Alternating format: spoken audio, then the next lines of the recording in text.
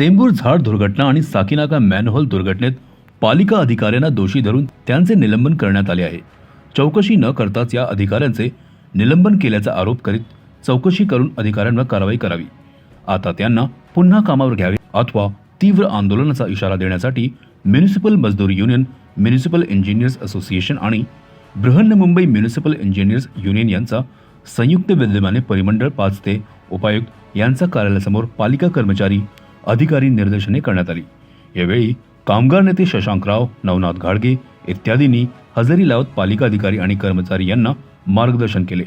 यावेळी 2 दिवसात जर हे निलंबन मागे घेतले नाही तर तीव्र आंदोलन करीत मुंबई ठप्प करण्याची चेतावणी कामगार नेत्यांनी दिली आहे.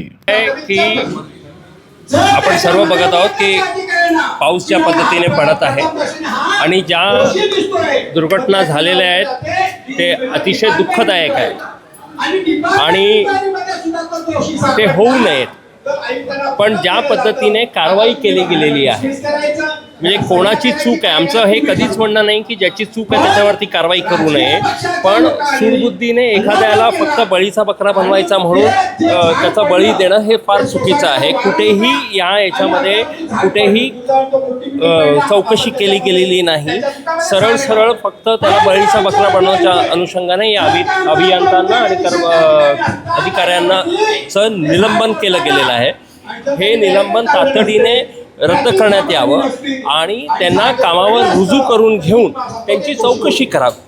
जर चौकशी अंती त्यांचा दोष असेल तर नक्कीच कारवाई करावी, पण कुठेही चौकशी न करता सरळ कारवाई करणं हे चुकीचं आहे. कारण लोकांसमोर आज काय केलेलं आहे की हे अभियंता आणि हे अधिकारी चुकीचे आहेत, यांच्याकडनं चूक झालेली आहे आणि जे काही दुर्घटना घडलेली आहे हे यांच्यामुळे घडलेली आहे.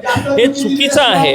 या पद्धतीने कोणावर सुद्धा सरळ ब्लेम करणं हे चुकीचं आहे. आमची हीच मागणी आहे की त्यांना कामावर रुजू करावं, जे काही नियम आहे त्याच्या अनुषंगाने चौकशी करावी आणि जर दोषी असतील तर कारवाई करावी.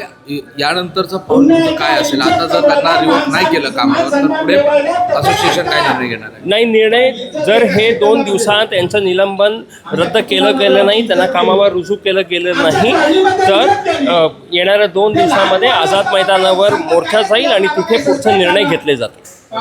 ज्या पद्धतीने आता भाषणामध्ये म्हटलं गेलं की 2 दिवसानंतर जर अशा प्रकारे त्यांना रिवोक केलं गेलं नाही तर फक्त पाणी खाते वगळता इतर जे पदाधिकारी आहेत ते नक्कीच तीव्र आंदोलन केलं जाईल. पण आमची अपेक्षा आहे की या 2 दिवसामध्ये त्यांचं निलंबन रद्द केलं गेलं. मुळात या जी दुर्घटना घडली आणि त्यात मृत्युमुखी पडले त्याबद्दल आम्हालाही दुःख आहे. प्रश्न आहे की या नैसर्गिक आपत्ती, झाड पडलं, विचार करा की ते तिथं 1-1.5-2 वर्षापूर्वी काम झालेलं आहे. मागचा पावसाळा पूर्णपणे झाड व्यवस्थित होतं, सुस्थितीत होतं. आता दुर्दैवानं ते झाड पडणं, त्यावेळेस तिथं बस येणं आणि त्यात लहान मुलाचा मृत्यू होणं, या अत्यंत म्हणजे दुरापास्त गोष्टी आहेत. पण त्यासाठी अभियंत्यांना जबाबदार धरून त्याची पूर्ण प्रतिष्ठा अशा प्रकारे त्याला बदनाम करणं किंवा या गोष्टी त्याला फेस करायला लागणं हे म्हणजे यातनं खूप रोष आहे लोकांना. दुसरी जी घटना घडली केलवाडमधली, तिथंही कुठलेही कार्यादेश नाहीत. आमच्या अधिकारी किंवा कर्मचारी तिथं कामावर उपस्थित राहणं तेव्हाच आवश्यक आहे की तिथं की आम्ही कार्यादेश दिलेत किंवा आम्हाला कुठली तक्रार येते किंवा आम्हाला काम माहीत आहे. असं कुठलीही गोष्ट नसताना तिथं समजा कुणी जर ते मॅनहोल काढत असेल किंवा हे करत असेल आणि त्यातनं अशी दुर्घटना घडत असेल त्याला एखाद्या अधिकाऱ्यांना 3-3, 4-4 अधिकाऱ्यांना तेही सहाय्यक आयुक्तापर्यंत जबाबदार धरणं, या सगळ्या गोष्टी अनकलनीय आहेत. आणि आम्हाला या कुठल्याही गोष्टीबद्दल एवढा रोष आहे लोकांमध्ये, लोकांना खूप चीड आहे इंजिनियर्समध्ये आणि ह्याच्यामुळे हा सर्व लढा उभारलेला आहे. आणि हे जर समजा लवकरात लवकर हे निलंबन परत नाही घेतलं तर सर्व वार्ड्स ज्या आहेत त्या वार्डमध्ये आम्ही सर्व वाढ बंद करायचा प्रयत्न करू आणि एक मोठं आंदोलन आम्ही उभा करू. कारण ह्या आपत्ती ज्या आहेत नैसर्गिक आपत्ती होणारच आहेत, ॲक्सिडेंट होणारच आहेत. पण नैसर्गिक आपत्तीमध्ये कोणी मृत्युमुखी पडतं किंवा कुठल्या दुर्घटनेत मृत्युमुखी पडतं ज्याला अधिकाऱ्यांचा दुरूनही संबंध नाही, अशा गोष्टीसाठी जर जबाबदारी धरलं तर मला वाटतं की नोकरी करणं कठीण आहे.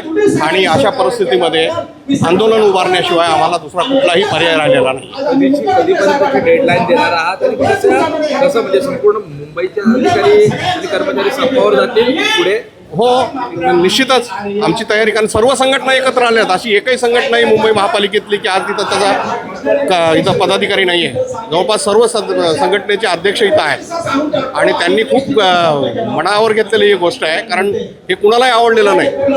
हां, चूक असेल तुम्ही प्राथमिक चौकशी करा, त्याच्यामध्ये दोषी असेल तुम्ही त्याची डीई करा, त्याच्यानंतर तुमचा निष्कर्ष येतील त्याप्रमाणे जी काय असेल योग्य ती सजा द्या ना. आम्ही कुठं नाही म्हटलं, आम्ही प्रशासनाच्या सोबत आहेत.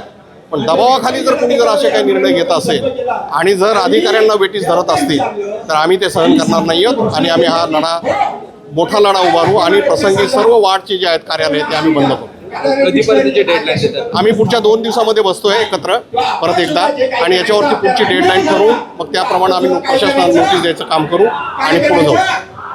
पावसामध्ये जर अशा प्रकारे सगळे अधिकारी संपावर गेले, तुमचे इंजिनियर संपावर गेले, तर मुंबई पूर्णपणे ठप्प होण्याची शक्यता नाही आहे. काही असुविधा होतील नागरिकांना, पण नागरिकांना आमची विनंती आहे की बाबा हे आमची चूक नसताना असे जर कारवाई, आमची चूक आहे ना, तुम्ही कारवाई करा. आम्ही काय म्हणजे आम्ही कुठं त्याच्यात इन्व्हॉल्व नाही, दूर संबंध नाही, आणि तरी कारवाई करत असतील कुठल्या दबावाखाली किंवा कुठल्या, आम्हाला माहीत नाही की काय कुठल्या प्रकारे काय होतं या गोष्टी.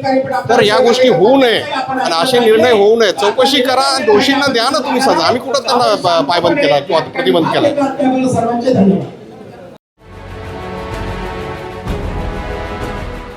CEN न्यूज, देश प्रदेश की ताजा तरीन खबरों के लिए CEN न्यूज को सब्सक्राइब करें और रहें पल पल की खबर से हर पल बाखबर।